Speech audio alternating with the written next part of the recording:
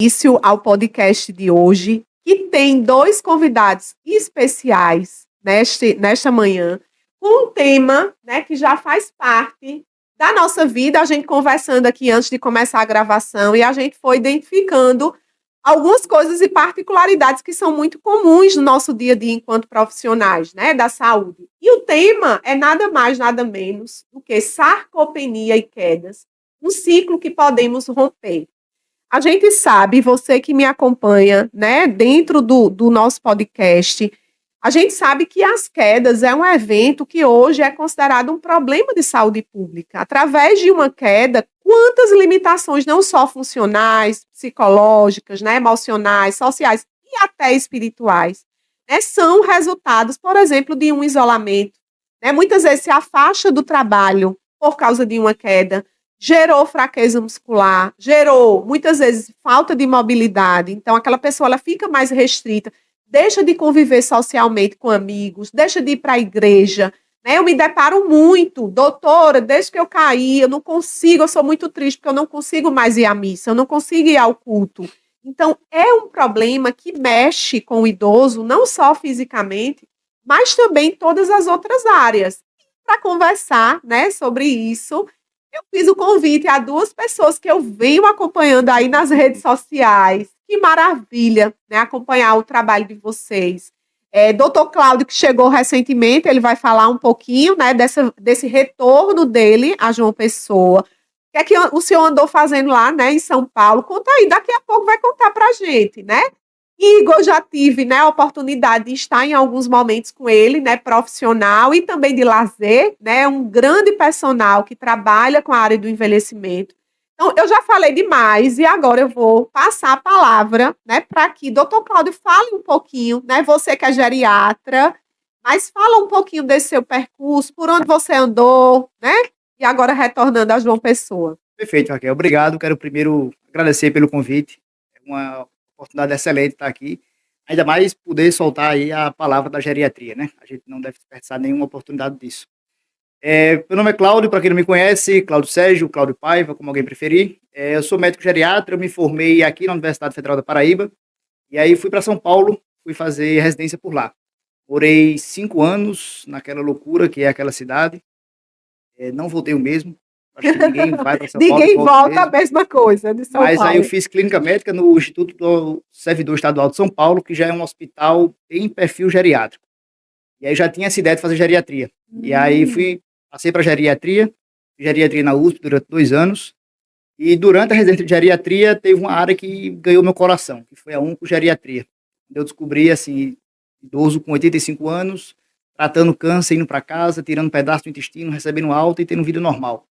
Então, é aquilo que a gente estava falando, de que geriatria não é só cuidado paliativo. Isso. Essa outra face do investimento mesmo, assim, de você pegar aquele idoso e conseguir ressuscitar mesmo, assim, Sim. ele. Então, fiz a especialização em oncogeriatria, estou na segunda pós-graduação agora de oncogeriatria, e tenho um interesse pessoal aí já de anos na parte de estilo de vida, né? Então, assim, já desde a faculdade que eu vivo, estudo, que a gente descobre que na faculdade a gente não vai aprender sobre essas coisas. Isso. Alimentação saudável, treino, nada disso, suplementação. Então, além da parte da geriatria, eu tenho esse interesse pessoal também na medicina de estilo de vida e que casa demais com esse tema, Com né? certeza. Idoso com câncer vai ter sarcopenia e idoso que está querendo um envelhecimento saudável tem que fugir da sarcopenia. Tudo bem. E aí agora, né, meu colega, meu amigo Igor também se Prazer, uma apresenta. honra, tá, estar aqui com você. Fiquei muito feliz ao saber, né, desse seu projeto. Super identifiquei e acho assim, é um tema super em alta, né? Mais aqui na nossa cidade que recebe tanta gente de fora, né? Essa proposta, né? Mas vamos lá. Me chamo Igor Costa, sou personal trainer, sou formado há mais de 15 anos, tenho pós-graduação aí em saúde pública, né? Saúde da família também. Sou treinador certificado CORE, né, do treinamento funcional, né, e sou especialista em musculação, né. Também minha especialidade é longevidade e emagrecimento, né, outro tema tão importante, né, nesse processo, né, que faz a gente conseguir evitar o ponto de sarcopenia e quedas consequentemente, né. Então, tenho uma missão de vida, né, de poder contribuir, para a saúde das pessoas, principalmente quem busca esse estilo de vida saudável, mas para quem também, né, pelo menos acompanha, né, de uma forma de que a gente, através das redes sociais, consiga incentivar e mostrar, né, o poder da ciência através do esporte. Então, estou aqui hoje, né, com esse objetivo, com essa missão, né, de poder contribuir de alguma forma, né, para que as pessoas se identifiquem e busquem, né, tenham essa força de vontade de conseguir encontrar em algum lugar, né, que seja o que está lhe faltando, né, que é encontrar um caminho para poder ter uma vida melhor. Então, fico muito feliz e agradecido por esse momento.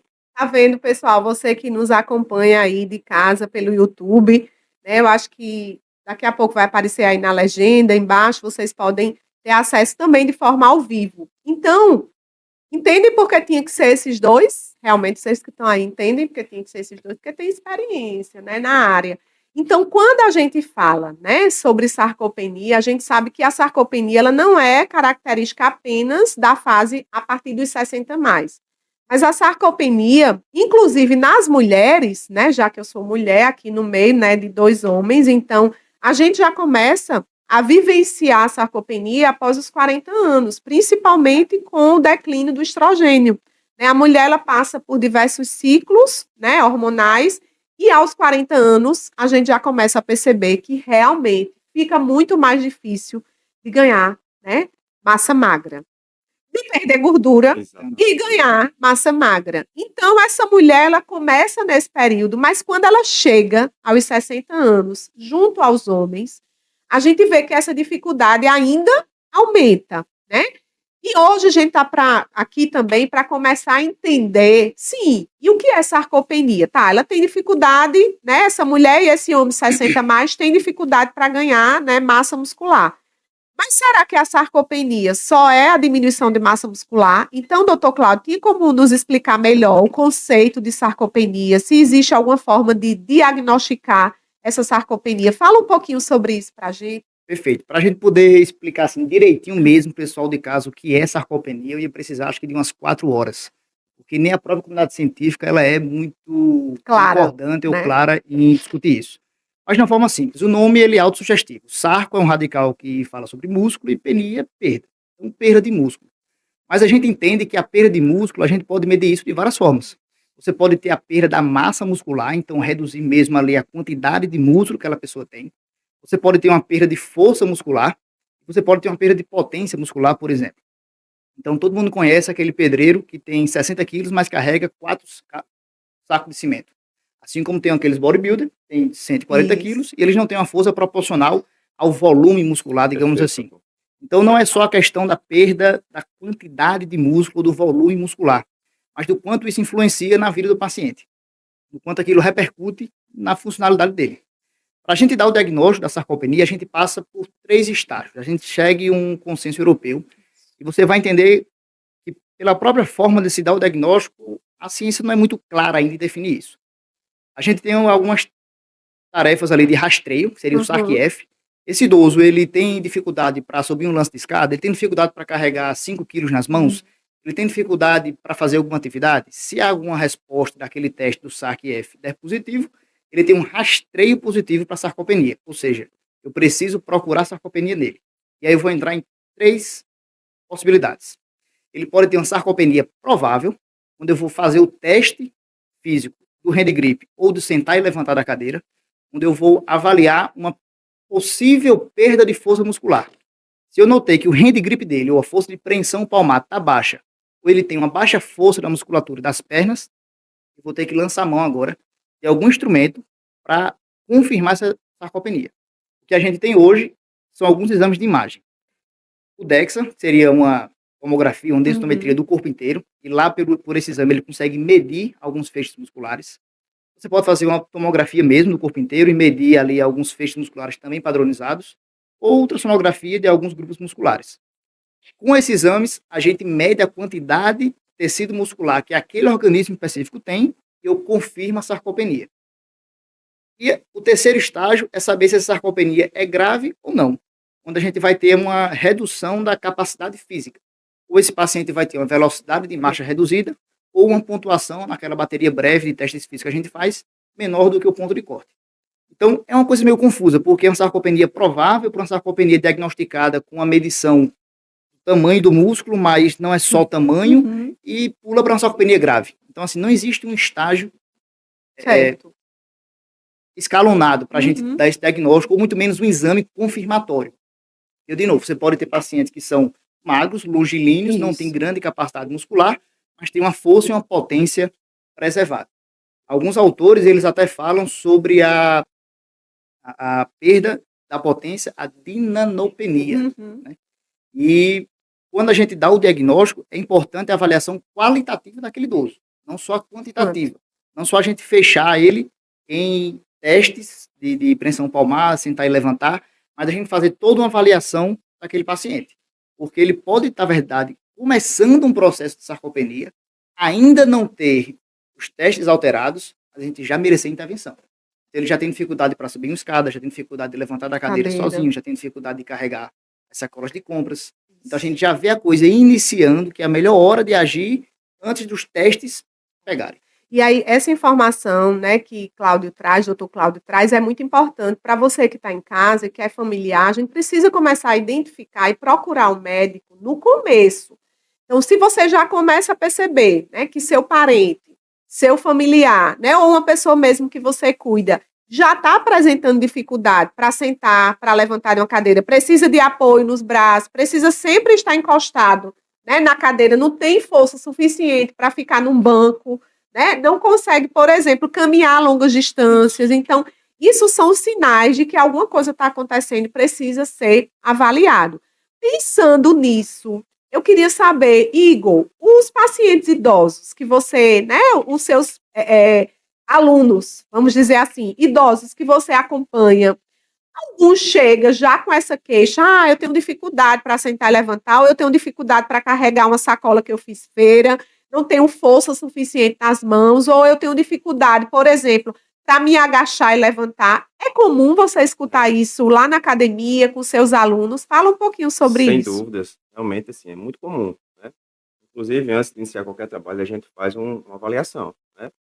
Existe a anamnese, né, onde a gente vai analisar, né, sobre o histórico de saúde, o histórico familiar, né. Aí, consequentemente, a gente também faz a avaliação funcional e a avaliação física, né. E a gente, muitas vezes, assim, acaba terceirizando para o nutricionista, porque já é um trabalho Sim. multidisciplinar. Então, eu já faço essa terceirização para poder aproximar, né, outros Uhum. profissionais. Aí direciono também para o médico, né, o gerontólogo, ou, no caso, se tiver algum problema específico, né, seja ortopédico, a gente encaminha também. A gente, fisioterapeuta, muitas vezes, né, porque às vezes a gente recebe muito situações de casos, né, Isso. de Precisa. reabilitação, e a gente precisa fazer a transição, né. Isso.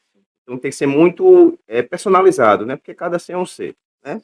Só que, assim, existem situações que são bem comuns, né, entre eles, que é justamente essas perdas funcionais, né. Perda de força, perda de mobilidade, flexibilidade nem tanto, assim, é menos mais do que Uhum. outros, né, resistência cardiorrespiratória. Então a gente faz esse levantamento para fazer um trabalho personalizado, né. Mas num todo, né, a capacidade funcional, ela é realmente, assim, digamos assim, a mais perceptível, né, e perda de força também. Quando eu digo funcional, é tudo que envolve a Envolve. funcionalidade, né, do ser, né, e força está dentro entre elas, né. Não é à toa que quando a gente faz um trabalho, né, força, ela é a base, né, é o mais importante, né, para poder desenvolver outras capacidades, né. Mas aí quando eu desenvolvo o trabalho, né, eu também não deixo de trabalhar como parte fundamental em partes do plano do treino, né, a parte da preparação, eu introduzo, mobilidade, né, exercício que vai estimular a resistência cardiorrespiratória, né, agilidade, força, resistência, né, mas força sempre como base para poder, conseguir se desempenhar bem nas outras atividades também. Excelente. E a gente, quando a gente fala de força, né, força como o Igor colocou, força está intrinsecamente relacionada a desempenho funcional, né, atividade de vida diária. E geralmente, por exemplo, os pacientes que são encaminhados pelo geriatra ou por um clínico para o fisioterapeuta, ele já chega para a gente com alguma dificuldade nas atividades de vida diária. E aí está o grande, vamos dizer, a grande cereja do bolo é justamente a fisioterapia, identificar através de uma avaliação, junto com outros profissionais, porque a gente faz a avaliação, por exemplo, com um dinamômetro para a gente avaliar a força de preensão, né, palmar. A gente faz a circunferência da panturrilha também para ver, né, se está dentro da massa muscular esperada ou não. Mas a gente precisa também colocar aquele paciente dentro das suas atividades funcionais. Então, Sim. vamos lá, dona Maria. Eu quero É que a isso mesmo. senhora ande daqui, né, até aquela outra porta. E o que a gente observa é que a grande maioria tem sarcopenia, né, tem um risco elevado de quedas, porque a gente faz alguns testes específicos, como, né, o POMA, como o Time Up and Go, né, que é o TUG, a gente faz o TINET ou o TINET, né, a gente aplica, já identifica e eles não sabem, né? Então, como é importante que cada profissional que chegue um idoso para ser cuidado, para ser avaliado, a gente tenha esse olhar ampliado, porque apesar dele ter um diagnóstico de artrose no joelho, a artrose no joelho, por uma questão de compensação, ela pode gerar uma sarcopenia, porque ela vai proteger, por exemplo, o membro inferior direito, ela não vai pisar como ela deveria, não vai ter contração muscular suficiente do quadríceps, por exemplo, Exatamente. e vai entrar em sarcopenia.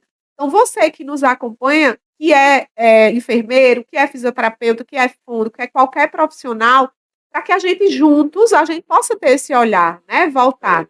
E falando mais da fisioterapia, quando a gente coloca ele dentro das atividades de vida diária, a gente percebe o quanto a sarcopenia está influenciando. Então, às vezes, vem para a gente não com o diagnóstico de sarcopenia, vem com hernia de disco, vem com artrose, né, vem com osteoporose, né, vem porque já caiu, porque teve uma fratura. E nem pra gente, Raquel. Às vezes vem com Isso. diagnóstico de sarcopenia. Às vezes, vou te dizer isso porque foi um paciente que eu atendi semana passada. O paciente ele estava depressivo, claramente depressivo. Sintomas depressivos, vamos dizer assim. E aí, quando a gente vai investigar, ele já não estava fazendo as coisas que ele fazia em casa, como antes. Ele mudou da casa dele para a casa dos filhos, mais ou menos A ali alteração funcional já mudou tudo, né? uns 6 meses. E aí ele ficou com o humor totalmente embotado, não tinha mais vontade de fazer nada. E quando você vai investigar a coisa ali, você vê que ele não era mais capaz de fazer as coisas. Então os filhos já levaram aquele idoso da casa dele para perto dos filhos, porque ele já não tinha mais aquela capacidade de se cuidar sozinho.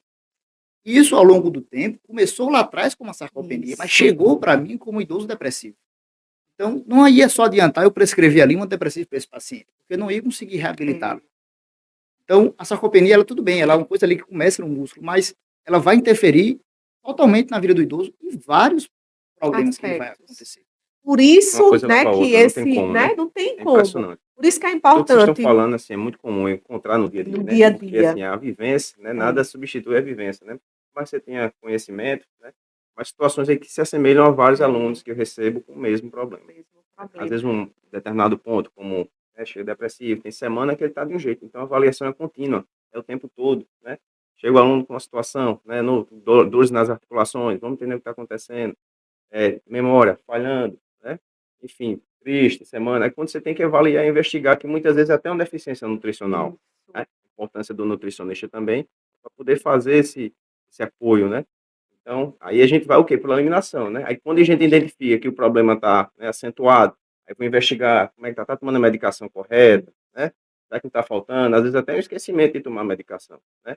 Aí vai apresentando, aí já entra em contato com os filhos para saber, ó, dá uma atençãozinha lá, ver se Tá tá tudo acontecendo isso, isso, né? ver Dá se uma a olhada. medicação está em dia, né? Dá uma Isso. atenção, leva ao médico, né? Para fazer uma nova avaliação, né? E a partir daí a gente vai tendo esse trabalho, essa continuidade, né? Essa Porque é questão, importante ter né, essa da aproximação. comunicação com o Total. paciente, identificar o que ele realmente está apresentando, as suas necessidades, é fundamental para qualquer profissional, não é só médico, mas para qualquer profissional. A gente precisa se comunicar, entender por que Dona Maria naquele dia não quis fazer o exercício, né? Será que essa dor, ela é só uma dor física ou aconteceu algo ontem, né, que hoje fez aumentar aquela dor do joelho? Tudo bem, ela já tinha um desgaste, mas por que hoje está bem pior? O que foi? Será que foi só, né, uma alteração de um salto? Será que ela usou um salto? Será que ela subiu e desceu a escada? Não, às vezes não é isso. Às vezes foi algo que ela vivenciou no aspecto emocional. E por isso que a gente precisa conversar, entender aquele mecanismo. E eu acho que a questão, né, da sarcopenia com a queda tem muito a ver. E aí, entrando agora, né, na nossa segunda temática, que são as quedas, a gente sabe que a queda é um evento não intencional, ninguém tem intenção de cair, mas que você desloca seu corpo, né, para uma altura inferior e você acaba aí, né, caindo em contato com o solo muitas vezes. E gera, né, alguns problemas que daqui a pouco vocês, né, podem falar. Só que para isso acontecer, a gente tem a associação de dois fatores, intrínsecos e extrínsecos. A sarcopenia, doutor Cláudio, explica para a gente, é um fator que faz parte do processo do envelhecimento, é um fator intrínseco ou ele é um fator ambiental? Difícil, porque ele meio que é os dois. Eu entendo o que você quer me perguntar e eu vou te dizer que ele é intrínseco. Então, ele é uma coisa que está no paciente. Quando a gente vai falar em quedas, fator extrínseco é calçado, é a rua, tá molhado o chão, alguma coisa. A sarcopenia, como é a condição do paciente, é um fator intrínseco, mas porque ela é meio que os dois? Porque ela envolve também o ambiente que esse paciente está. Então, se é um ambiente que tem pouco estímulo, se ele é desnutrido, se ele tem pouca alimentação, ele vai ter mais risco de ficar sarcopênico. Mas ele é intrínseco por quê? Você falou aí, as mulheres sentem isso mais cedo. Realmente, a partir dos 40 anos, a gente tem uma perda esperada de acontecer de 1 a 2% de massa muscular por década de vida. Quando você chega nos 80 anos, Raquel, isso pode passar para 50%. Então, se você pega um idoso que está numa casa de repouso, institucionalizado, que não tem um acesso a uma alimentação boa, adequada, convivência, conexão social e tudo mais, ele pode perder até 50% da massa muscular dele por ano. É uma coisa assim inimaginável, porque a gente deveria ter mais medo de perder músculo do que dinheiro. Isso, por isso que fala da poupança muscular, né? Isso. Quer viver bem, invista em poupança muscular, né? Eu digo aos pacientes, ó, se a nossa saúde fosse uma conta bancária, o saldo dessa conta é a quantidade de músculo que esse paciente tem. Porque aquilo reflete a reserva fisiológica, a quantidade de lenha que aquele paciente tem para queimar durante os estresses que ele vai ter ao longo da vida. Então, a sarcopenia, ela entra como um fator intrínseco para quedas, que é uma condição do paciente, e são assim, duas fases da mesma moeda. O paciente que ele tem sarcopenia, ele tem um risco 3 vezes maior de sofrer uma queda. Fora que a sarcopenia é um fator de risco independente para pior desfecho em tudo. Então, pacientes sarcopênicos, eles internam mais, quando eles internam, eles complicam mais, eles morrem mais. O paciente, quando ele leva uma queda, se for sarcopênico, 1/3 morre na queda. Dos que sobrevivem, 50% nunca mais anda do mesmo jeito, e 20% morre em um ano. Após a queda. Então, você ter uma combinação de um paciente sarcopênico e sofrer um evento de queda é algo que tem que ser visto pelos profissionais, igual aquele paciente que infartou. Isso. Concordo plenamente. Se um dos nossos fatores de morte são decorrência de queda. Isso. A segunda principal causa. Mais do que o próprio, outras doenças aí, que o infarto, por exemplo, né? Então, a gente precisa pensar, a gente foca tanto na questão cardiovascular, também é importante, claro, a gente olhar para o idoso, mas muitos profissionais esquecem de olhar para a questão músculo-esquelética, né? O que vocês estão falando. Fizeram um estudo no urgência geriátrica, na verdade era uma urgência normal, e 30%, porque tem um terceiro tema que permeia isso daí, que é a osteoporose. Sim. Sarcopenia, queda, e tem a prima delas lá, a osteoporose. Só para ver como as pessoas não dão atenção devida. 30% dos idosos que iam para um hospital após uma queda com fratura de fêmur, eles recebiam alta sem prescrição do bisfosfonato. Isso é a mesma coisa de um paciente ter infartado, ir no pronto-socorro e ter recebido alta sem AS. Isso é inimaginável. Então, você não dá devida importância ao tratamento de um paciente que sofreu um evento de queda, pior ainda, que sofreu uma fratura, você está condenando esse paciente a um envelhecimento muito mal sucedido dali para frente. E aí a importância da equipe multidisciplinar, né? E também da rede de atenção em saúde. Por exemplo, quando a gente vai para a rede SUS, né? Eu que trabalho nas duas pontas, eu trabalho no SUS, mas também trabalho na rede privada, a gente vê que muitas vezes a gente atende lá no hospital, né? Esse paciente, a equipe multi, e quando ele retorna para casa, muitas vezes ele se perde. Não vai ter que deveria ter a equipe de saúde da família, muitas vezes ela deveria, né, fazer esse acompanhamento, mas pelas múltiplas demandas acaba esse paciente se perdendo dentro da rede de atenção em saúde. Então, por isso que é tão importante os profissionais, ao realizar uma alta, por exemplo, né, hospitalar, para aquele paciente retornar para casa, precisa ter a participação da família. Está saindo daqui por uma condição clínica, ele está estável, mas ele precisa ser avaliado e acompanhado por um fisioterapeuta. Ele precisa reabilitar. Após a reabilitação, o fisioterapeuta ele precisa dizer assim, aqui eu já fiz o meu papel e eu preciso que o senhor fortaleça mais essa musculatura com um profissional de educação física. Ao mesmo tempo, como a gente estava falando, né, de um idoso com Alzheimer, eu, da fisioterapia, chega um ponto que eu barro ali. Não, eu não estou conseguindo ganhar massa muscular porque ela não tem aporte, né, de Sim. proteína, Nutricional, então, exatamente. nutricional. Então, eu já fico ali, já ligo para uma nutricionista para ela fazer uma avaliação. Então, eu acho que o trabalho em equipe, ele favorece muito esse olhar amplo para o paciente e a gente consegue identificar essas fragilidades, né, já no começo, para evitar, muitas vezes, fratura, porque como o doutor Claudio colocou, Uma coisa leva a outra. a chance, né, Inevitável. de uma reabilitação e a incidência de morte recorrente após uma fratura é muito A alta, estatística tá, né? A estatística está aí, tudo baseado em evidência. Então, o segredo realmente é a questão, né, da prevenção. E aí eu queria saber, vocês dois, né, geriatra, educador físico, personal, quais as orientações que vocês poderiam dar, né, às pessoas que nos assistem em relação à prevenção de quedas? Preparação, Preparação. entendeu? Quando eu digo preparação física, né? E as consequências com a preparação física, positiva no caso, né?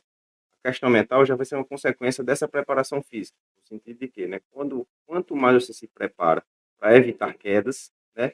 Mais forte você vai estar, não só fisicamente como mentalmente, né?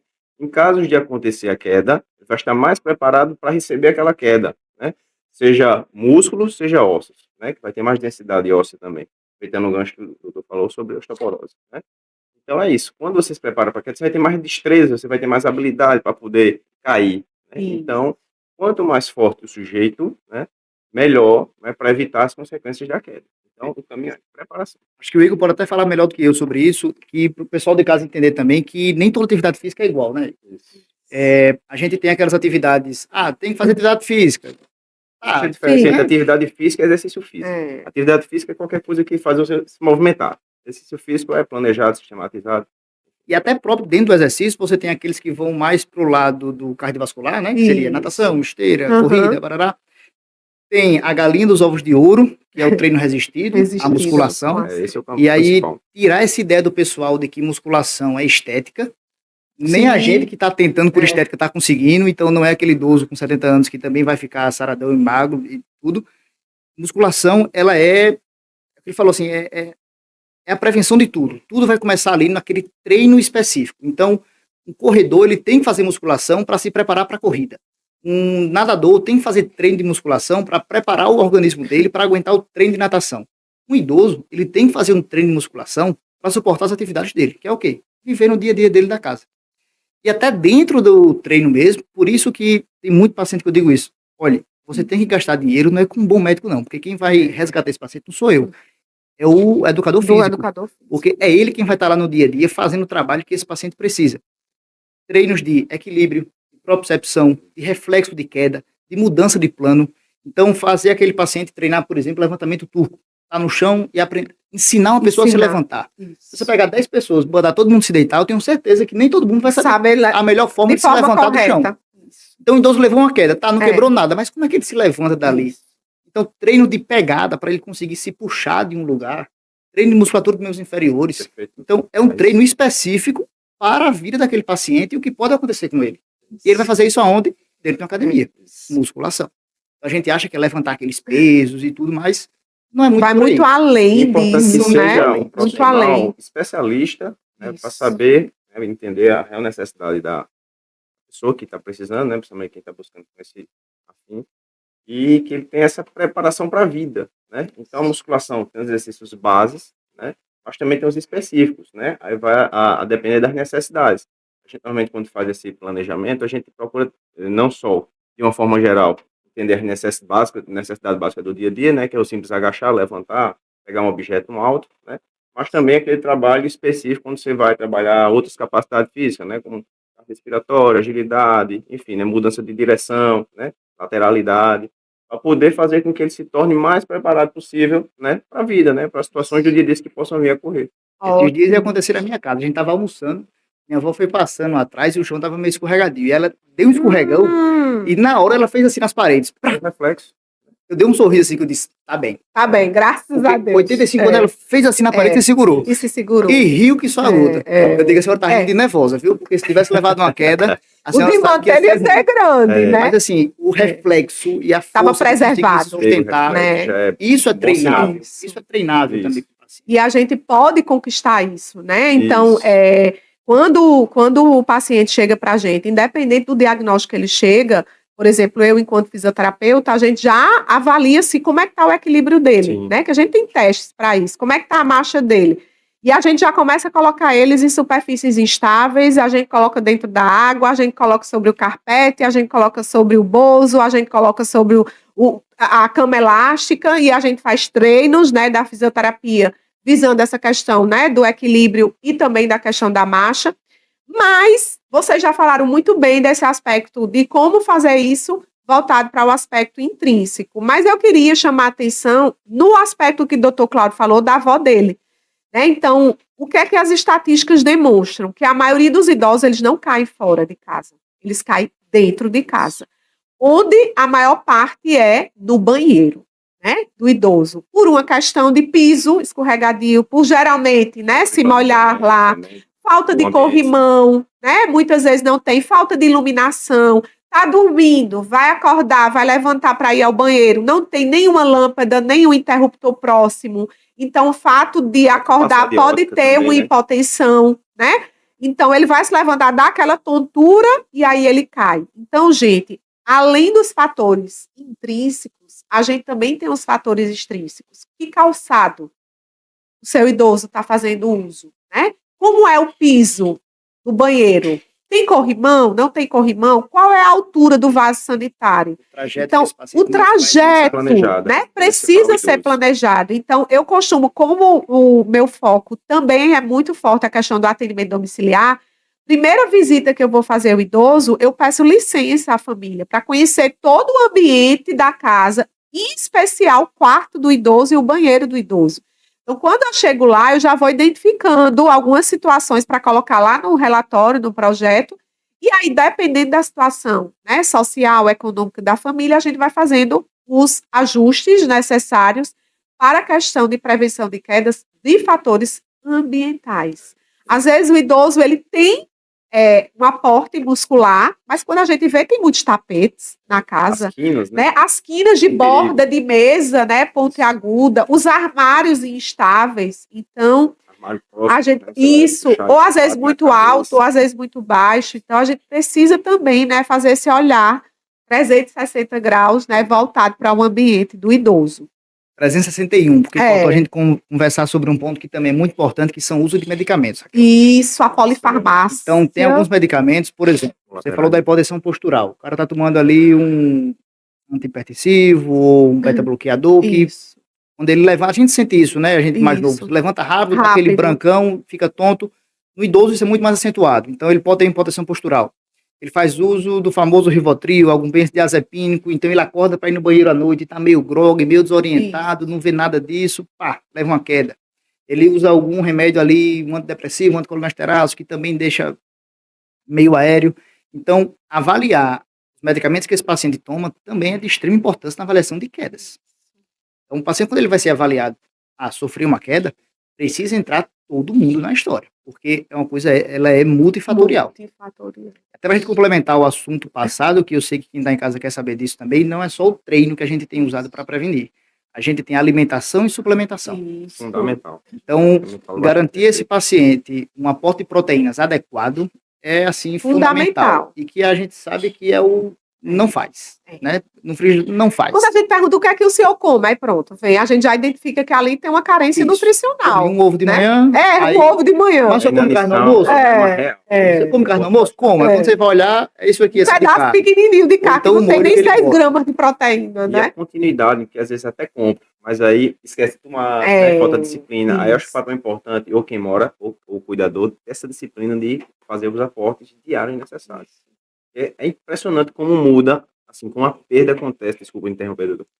Quando esquece de tomar durante a semana. As perdas das capacidades, principalmente de força, assim, é brutal. E rápidas, né? Rápido. Para ganhar, assim, demora, mas para Isso, perder. para perder é rapidinho, é um estalo nos dedos. A conta não fecha. A conta não A conta não fecha. Exato. E assim, a alimentação de idoso é outro tema muito amplo, mas muitos idosos não comem porque são sozinhos. Assim, não tem quem Isso. cozinhe, não tem quem faça comida, não tem ninguém para jantar com ele, então ele não quer comer. Isso leva a uma desnutrição mesmo ao longo do tempo. Às vezes prefere comer alguma coisa que já é pronta e que não Miojo. tem uma miojo. A quantidade de idoso que come miojo é muito grande. É Eu muito fiquei grande, impressionado com isso. Então, isso também faz parte ali da prevenção da sarcopenia e das quedas. Tem aquela famosa conta, né? Os estudos falam ali de 1,2, 1,5, eu acho pouco ainda para os idosos. Ainda mais porque a gente sabe que ele não vai cumprir a meta. Isso. Então, com os meus pacientes, eu jogo mais para cima. Porque sabe que não vai chegar aquele total, né? Eu jogo 1,7, 2 gramas de proteína, porque eu vou colocar aquilo ali, sei lá, 120 de gramas de proteína por dia, ele vai fazer os 100, ok, está dentro da meta, pelo menos factível para ele. Então, saber, passar por um nutricionista para poder fazer essa conta, distribuir aquilo nas refeições, para adaptar na realidade do dia a dia daquele paciente, é fundamental para esse paciente não virar desnutrido e virar sarcopênico, além da suplementação. E hoje, o que você entrar numa farmácia é horrorizante. Super comum. A quantidade de suplementos que não servem para nada, ou podem até fazer mal, Por isso que tem que ser realmente prescrito, bem acompanhado, indicado por um profissional de saúde, necessidade né? também encaminhar para poder ter esse controle, esse acompanhamento e passar o que realmente precisa. Não é porque meu irmão está tomando, que eu vou tomar também na mesma proporção. Então, eu tenho que ir no geriatra ser avaliado, eu tenho que ir no nutricionista para ser avaliado. Então, olha que coisa interessante, você que nos assiste daí. Ficar também, né, antenado em relação a isso. Então, não é porque na televisão disse que creatina é importante que você vai tomar creatina de qualquer jeito, em qualquer horário. Então, precisa sim ser indicado, avaliado, né, por um profissional para que você tenha os ganhos, né, importantes e necessários que a creatina também pode gerar, mas de uma forma correta, acompanhada, individualizada e orientada. E a gente tocou no aspecto importante, eu acho que vocês já viram aí, né, nas redes sociais, mas eu estou à frente de um projeto que é 60 Mais em Ação. E esse projeto, ele visa construir o planejamento de longevidade, né? Então, de mãos dadas. A gente entende qual é a necessidade do idoso, a gente avalia o idoso, a gente encaminha para outros profissionais, como, por exemplo, geriatra, né, o professor de educação física, o profissional de educação física, nutricionista, psicólogo, e eu tenho observado dentro do consultório e no atendimento domiciliar que os aspectos mais presentes realmente está a sarcopenia, né? Então, a gente vem acompanhando essa sarcopenia através de exercícios, através de encaminhamentos, mas eu queria saber agora, assim, na prática de vocês, que indicação você chegou um paciente, doutor Cláudio, o senhor avaliou, verificou que tem sarcopenia, qual é o próximo passo? Tratar para ontem, não tem para onde correr.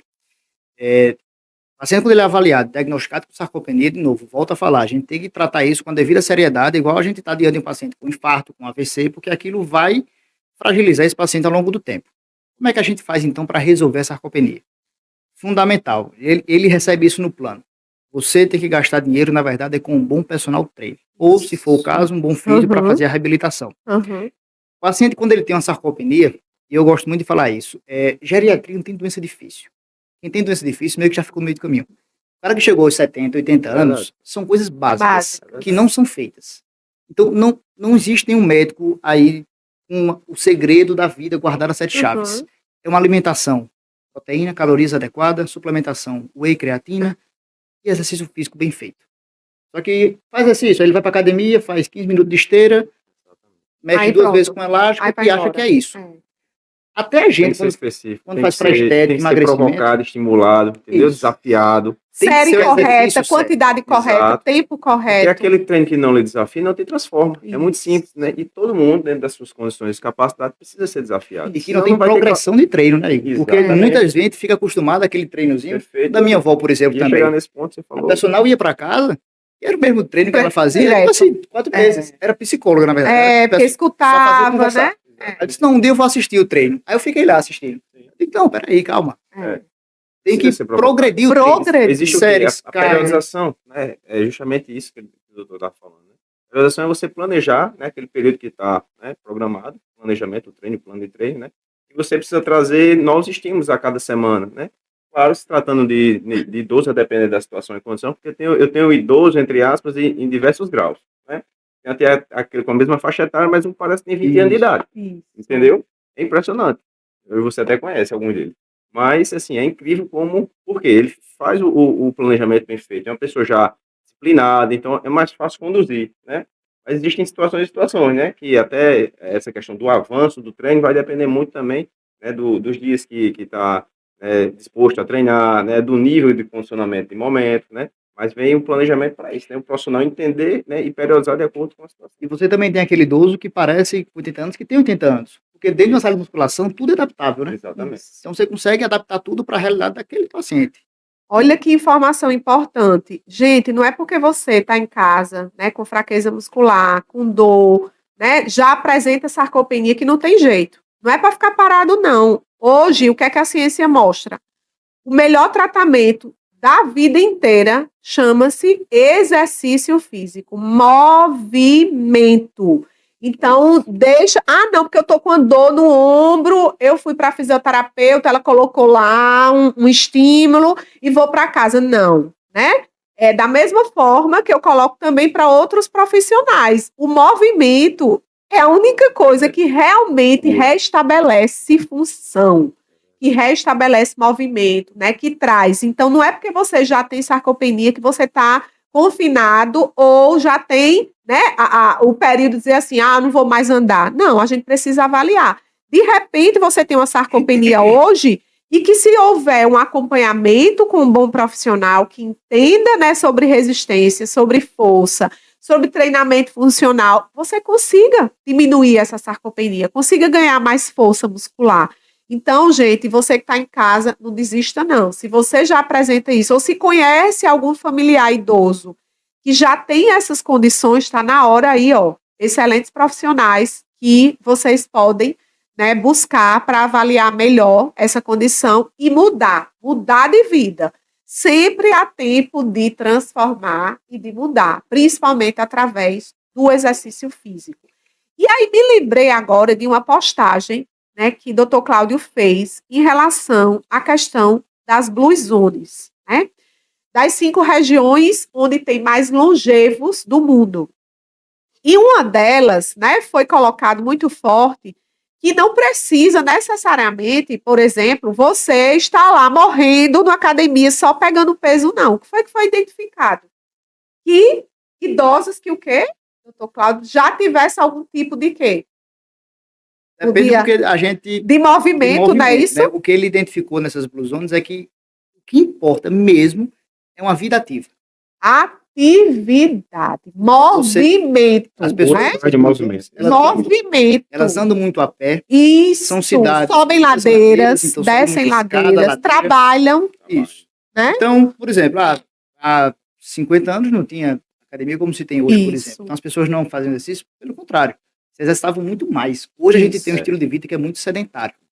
Inclusive, se você vai para academia, você pode ser sedentário ainda. Isso. Porque o comportamento sedentário é muito comum, viu? Vai muito além de você ir para academia ou não. Eu visualizo muita gente que frequenta, mas continua sendo sedentário. Sedentário. Vai, você vai só bater papo, enfim, para aquele treino. Não tem aquele treino regular, né? E quando sai da academia, essa pessoa trabalha 10 horas sentado, essa pessoa quando chega em casa, ela vai ficar no sofá, no telefone. Então, quando você computa o tempo que aquela pessoa, durante o dia, ela fica sentada ou deitado, passa às vezes 16 horas, 18 horas, entendeu? Inativo. Então isso é um comportamento sedentário, mesmo aquela pessoa que corre 1 hora por dia. Isso. Mesmo aquela pessoa que treina 1 hora por dia. Então, um dos grandes segredos da Blue Zone que o pessoal identificou foi isso. As pessoas, elas têm vida ativa. Vai no mercado a pé, carrega sacola. Sacola, não tem esse negócio de pegar carro, às vezes é de bicicleta, subindo ladeira, descendo ladeira. Então, gente, coisas simples. Você que nos assiste, vocês podem começar de uma forma mais simples. E aí, evoluindo, claro, a gente está falando aqui do padrão ouro da sarcopenia, que é força, que é exercício de resistência, que é a base.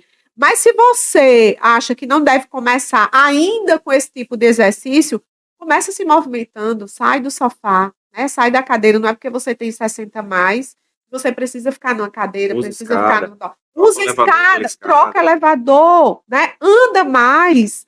E quem sabe comprar uma bicicleta, Isso. né? Que já treina o equilíbrio, Vai no né? mercado a Força. pé, né? Isso. Situações Então, do dia a dia são pode ser melhorado. dicas, né, simples Sim. que a gente pode estar São fazendo no dia a atividade dia. física, né? Diferente do exercício físico, que Isso. vem para justamente tirar da zona de conforto e causar alterações tanto na taxa metabólica como, né, estimular, né, o mínimo que seja possível manter a massa muscular que já tem. É importante o pessoal que está em casa entender também se vai. Tenho certeza que alguém que estiver escutando isso vai chegar para o pai, para a mãe, para o avô e vai encher o saco para fazer atividade física. Duas coisas importantes. É saber o quanto aquela pessoa pode lhe entregar naquele momento. Então você pode me dar o quê? 10 minutos de caminhada? Tá, a gente vai começar então com 10 minutos de caminhada. E tornar aquele momento algo prazeroso. Né? Porque ele já não quer fazer. Ele já está lá quieto no canto dele, tá assistindo a TV, você vem encher o saco para mandar ele fazer, ele já não quer. Aí você ainda fica aperreando. Se não for algo prazeroso para aquela pessoa, ela não vai engajar naquilo ali. E nem ela enxergar o valor daquilo. Que é o propósito. Que é o Tudo propósito. hoje a gente tem que olhar, é o que nos motiva, não é, Sim, gente? total. É assim, olhar para aquilo com propósito. Isso. Eu vou fazer isso, mas o que é que isso vai trazer para mim? Então a gente precisa estar muito claro qual é o propósito de vida que eu quero, que vida eu quero ter, né? Com 60, com 70 e com 80. Se eu sei que o exercício físico vai ser um dos caminhos que vai promover uma melhor qualidade de vida, então eu vou fazer exercício com propósito, porque Até eu quero de chegar lá, gratidão, né? ao Criador, Isso. né? Você Cuidar do cuidar meu do corpo, né? Nosso corpo, nosso né? tempo, né? Nosso templo, né? Quem é Precisa cristão zelar e cuidar. vê o corpo Sim. como o templo do Espírito Santo. Então a gente precisa cuidar desse corpo, porque como é que ele vai chegar lá?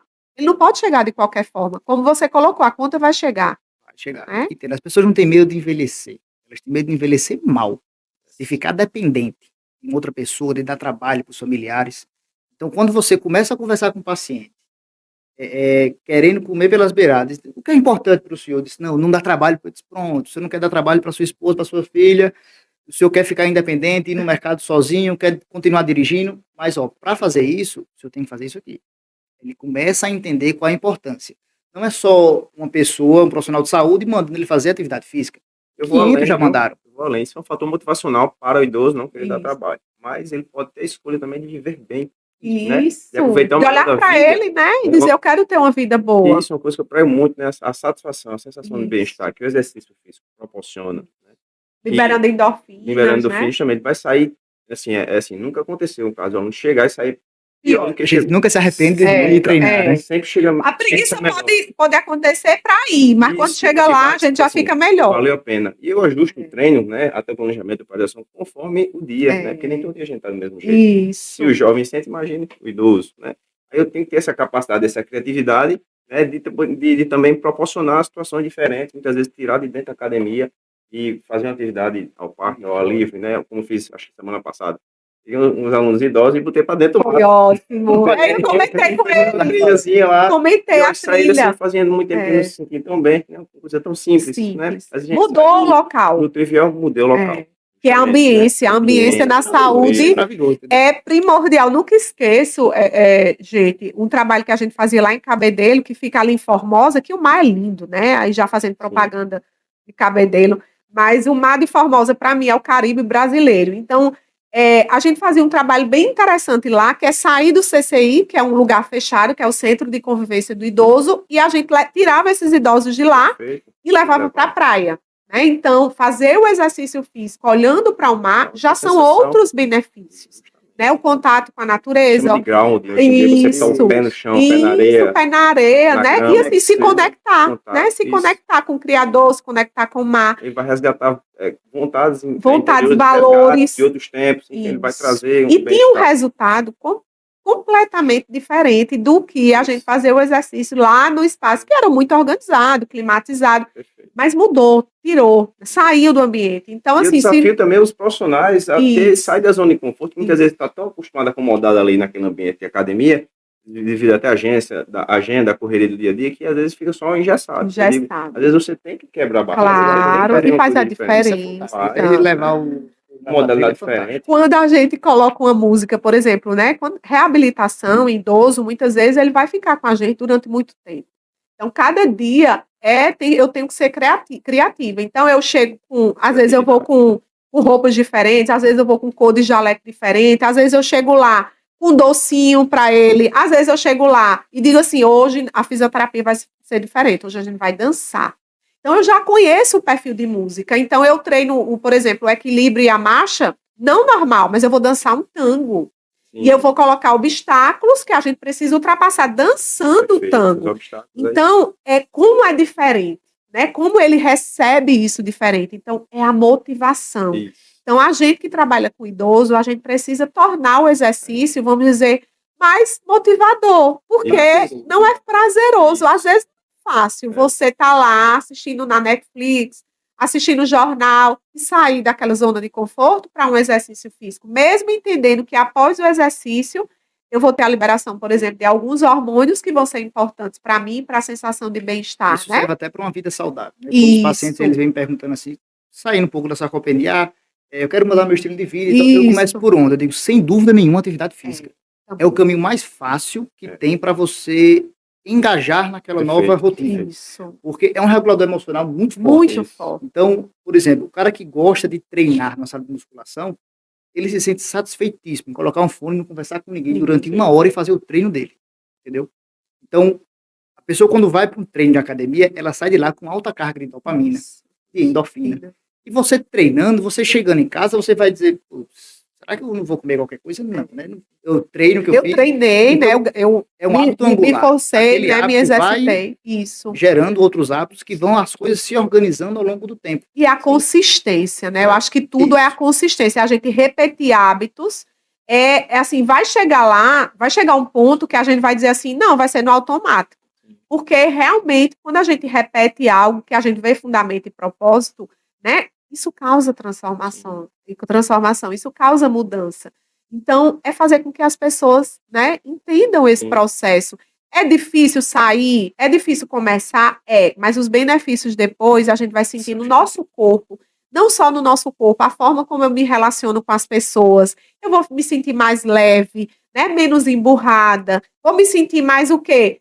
Com bem-estar. Então, isso também acaba sendo identificado não só por mim, através das minhas sensações, mas outras pessoas começam a identificar. Ei, fulana está diferente, está mais feliz. Isso. Então, o exercício físico, inclusive, tem muitos estudos da relação, né, da prática regular de exercício físico com a questão da depressão, que é muito comum no idoso. Então, e aí, doutor Cláudio pode falar com mais propriedade, mas assim, como é? Será que é só antidepressivo? Hoje não existe mais isso. A gente que trabalha com longevidade, a gente precisa entender que não é só o antidepressivo, né? Precisa ter exercício físico, exatamente. equipe interdisciplinar, isso, né? Psicologia. O psiquiatra, o Isso. psicólogo, o gerontólogo, isso, o tratamento, tem que ter o exercício físico. Tem que ter. Não dá para dissociar e ficar Senão só vai com ficar antidepressivo, porque incompleto. não vai mudar a realidade. Se eu pego um paciente né? mais novo, eu nem considero que a gente está tratando depressão se esse paciente não estiver fazendo atividade física. Olha aí. É a mesma coisa, é igual não estar tomando um remédio. É uma outra bomba que dá pra gente soltar. Nesse caso, assim, impressionante a quantidade hoje em dia, como a demanda muito alta, muito E assim, alta. com o idoso, a gente não vai conseguir fazer com que ele chegue nesse nível de ele vai sozinho para academia e se sente satisfeito em fazer aquele treino.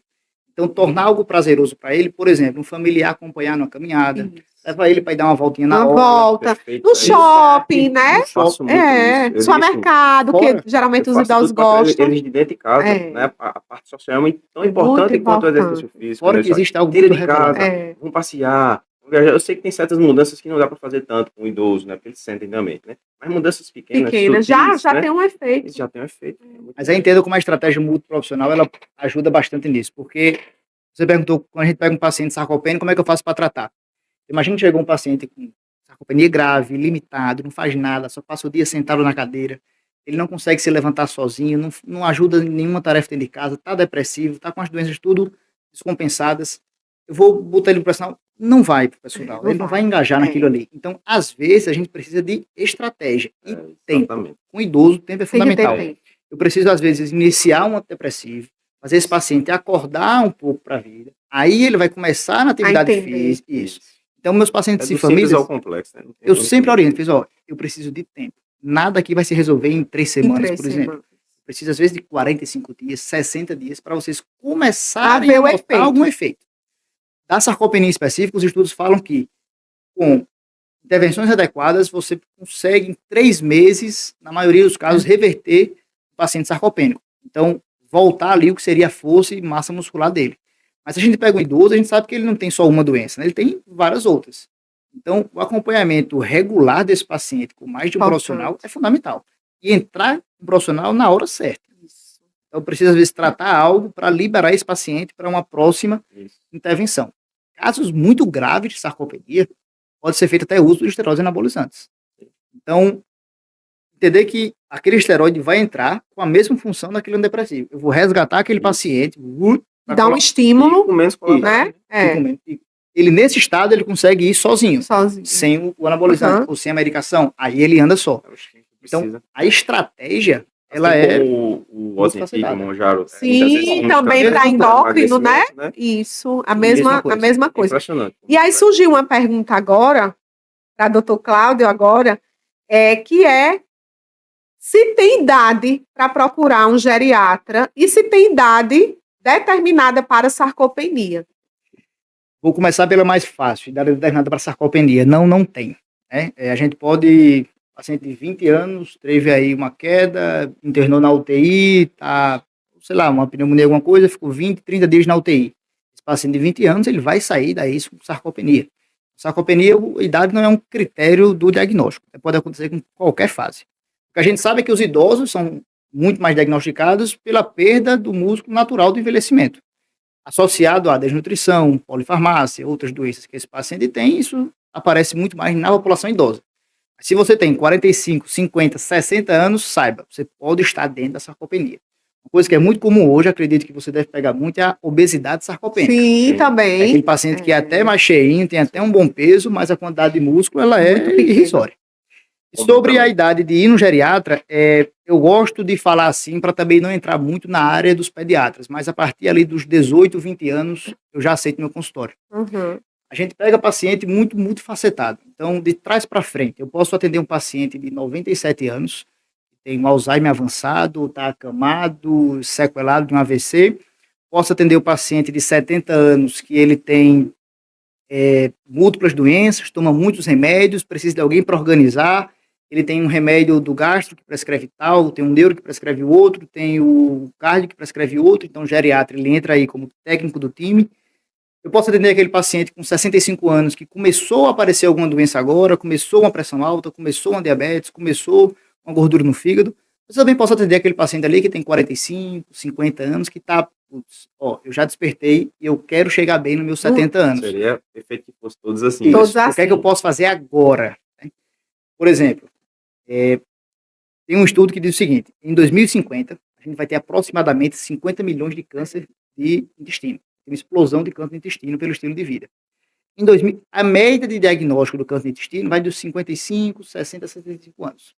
Em 2050, quem vai ter 55, 60, 65 anos sou eu que tenho 30 hoje. Então, para eu me livrar daquela estatística lá na frente, eu tenho que começar hoje, agora. Infelizmente, a gente vai encontrar informações malucas sobre cuidado de saúde na rede hoje, na rede de informação. Então, passar no geriatra ou em algum outro profissional capacitado para lhe ajudar a investir no seu envelhecimento saudável, para mim, assim, fundamental. É chave de ouro. E agora uma pergunta que surge aqui, para quem não tem o hábito ou tem vergonha de ir para a academia, pode fazer exercício ao ar livre ou em casa? O que você fala?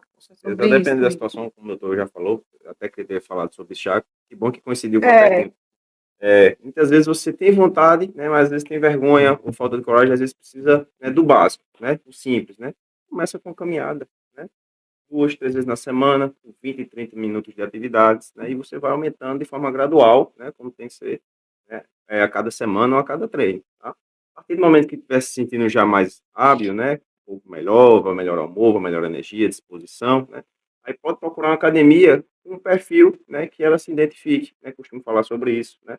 Existem academias com perfis diversos, né? Isso. E para o idoso... E hoje tem até academias para as mulheres, só para mulheres, só para idoso, né? Específico, só para idosos, né? Ou então academia que seja próximo de casa, né? Tenha mais acessibilidade, né? Então eu sugiro conhecer esse perfil dessas academias. Inclusive eu gosto de concentrar meus alunos em academias que favoreçam um bom trabalho, né?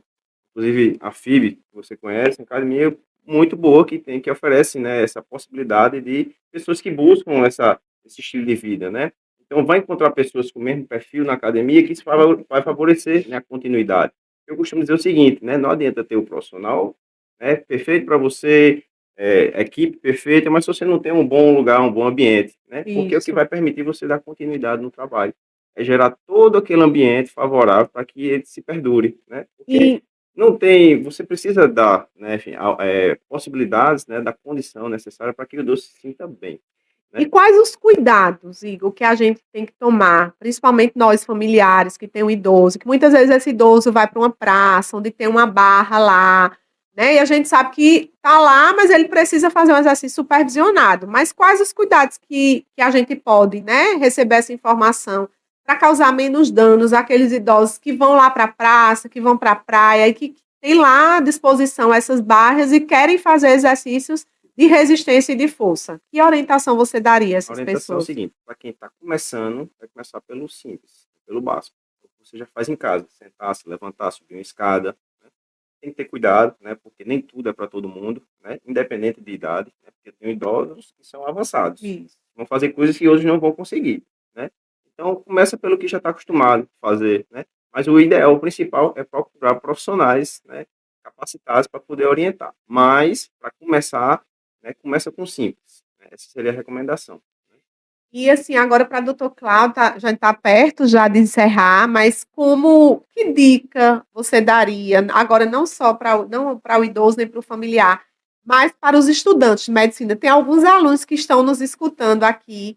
Que dica você daria, né, voltado para a questão da geriatria ou dessa longevidade, ou, né, que você não teve durante a sua formação e hoje você adquiriu, né, na sua residência, na sua pós-graduação?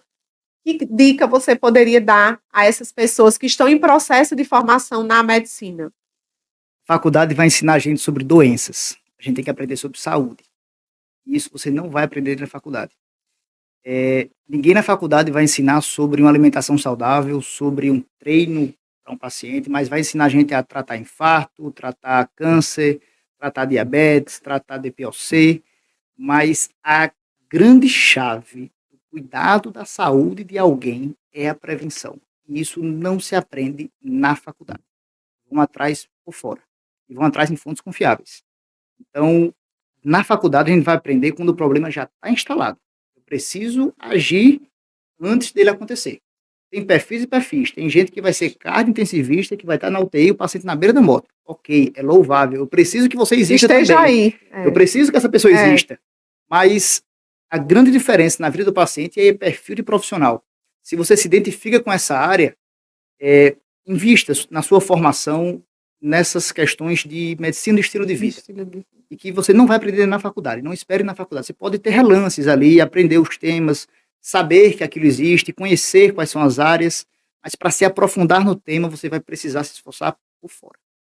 E que dicas? Muito feliz de encontrar profissionais com essa mentalidade, né? Porque Isso, assim, esse a olhar gente tão sabe que ampliado, tão né? ampliado, porque assim, é tão comum de se encontrar também médicos alopatas que vão Isso. tratar, né, Só a a causa e doença, não a né? origem, né? É. Então, para mim é uma felicidade saber, né, que tem pessoas Obrigado, assim Que obrigado. e que pensam você dessa continue forma. assim, enfim, que isso É. aí chegue a outros médicos, né? Porque assim, isso ajuda demais a gente, né? A Porque assim, outros quando você profissionais, né? exatamente, né? Porque assim, a prevenção através da promoção da saúde, Sim. né? Enfim, tudo isso aí contribui para uma longevidade mais saudável.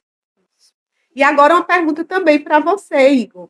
Seria: que orientações você daria aos familiares que têm idosos em casa para prevenir quedas?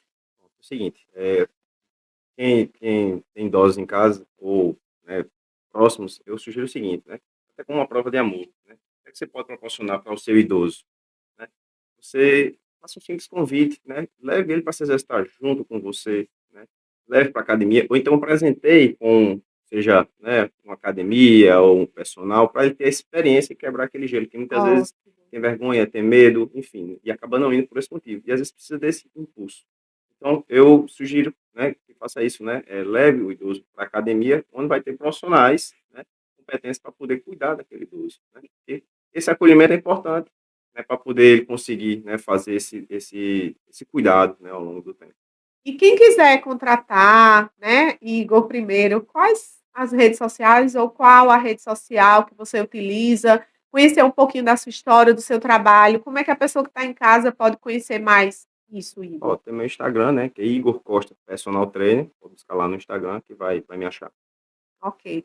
E, doutor Cláudio, como é que pode, né, passar por uma avaliação sua, onde você atende? Fala aí também para a gente e as redes sociais também. Perfeito. Meu Instagram é Claudio SC Paiva. Eu tento postar vídeo quando dá, por ali. Eu atendo na Clínica La Pietà, clínico ecomédico. Quem quiser o contato, tá lá no meu Instagram.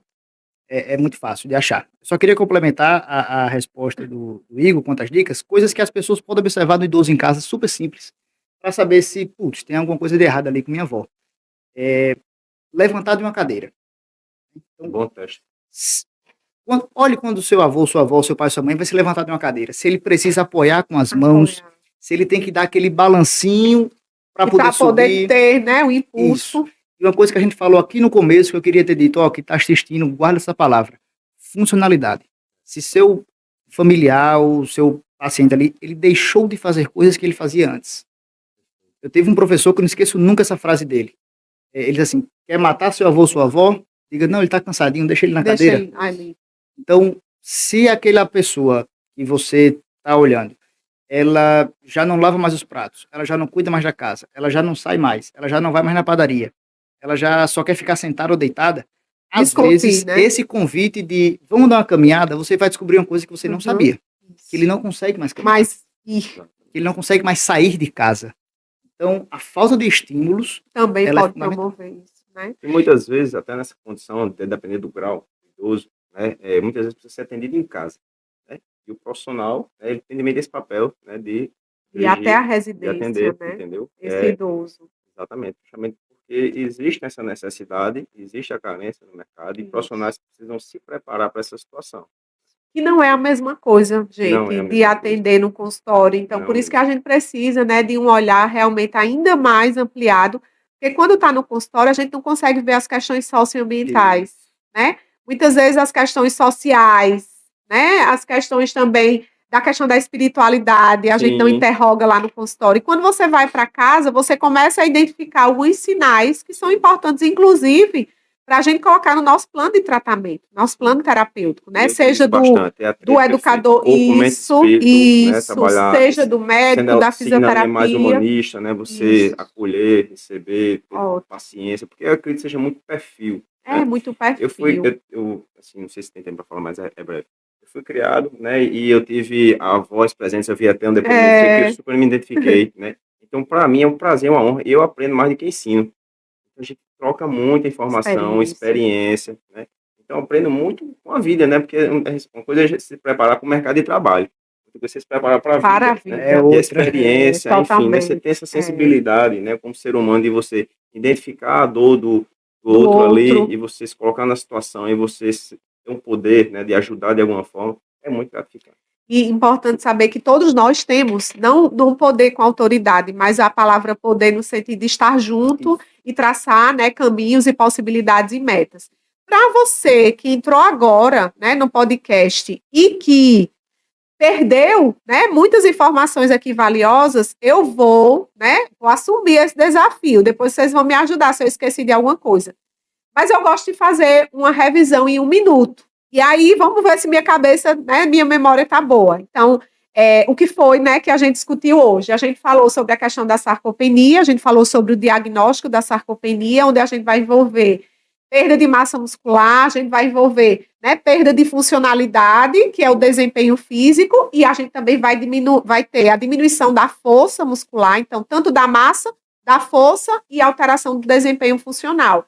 A gente também conversou, né, que a sarcopenia, ela precisa ser identificada nos mínimos detalhes, como vocês trouxeram, para que a gente fique atento à questão, seu pai ou sua mãe, seu avô, sempre se levantou sozinho da cadeira. Agora, como é que ele está se levantando? Então, sinais clássicos, colocou a mão na cadeira, tentou levantar, né, teve várias hesitações até conseguir ficar atento a essas questões.